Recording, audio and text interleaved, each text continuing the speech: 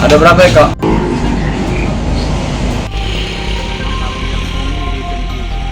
Bikin rumah 2, ngambil mobil ini 1.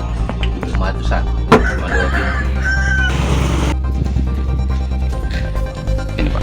Awalnya saya itu pas lagi sakit, sedangkan sakit itu saya udah 2 malam di rumah sakit Tanjung Senen, itu dihebohkan seperti itu katanya. Kalau boleh tahu apa Pak yang dihebohkan orang-orang itu? Heboh-hebohkan katanya itu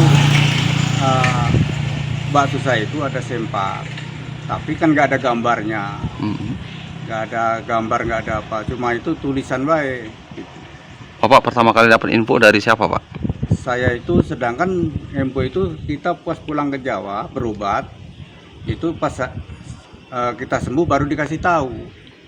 Dari siapa Pak namanya Pak? Dari Mas Radimin. Radimin. Iya, 32. Oh, di Indralaya. Indralaya. Bapak sudah berusaha Pak cari kebenaran informasi itu yang menyebarkan itu? Walah, kita itu ya berusaha juga belum sih. Ya. Karena belum. Cuma Bapak sudah mendatangi Kades. Ya, Kades Lubuk Liat, Kades Betung ini udah. Apa jawaban mereka Pak? Jawaban itu cuma istilahnya itu bohong, jangan ditanggapin, cuma gitu Oh, aja. itu fitnah Pak ya? Iya, fitnah semua. Hoak belaka jadi. Iya, Yang jelas tidak benar ya Pak ya? iya. Sama. Karena kita ndak punya niat seperti itu. Kita itu jualan apa adanya aja. Cuma itu wong iri. Yang jelas seperti itu. Ya. Pak gimana dan omset Pak? Ya, sekarang nurun gratis omset sekarang. Persentasenya Pak? Istilahnya per hari itu sekarang itu ndak pada di minimalkan. Kalau yang dulu sebelum dihebohkan ini ya bisa lah.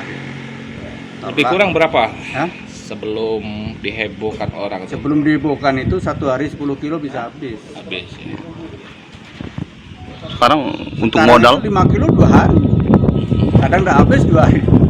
Ya karena dihebohkan seperti itu. Jangan lupa subscribe, share, komen, dan like ya.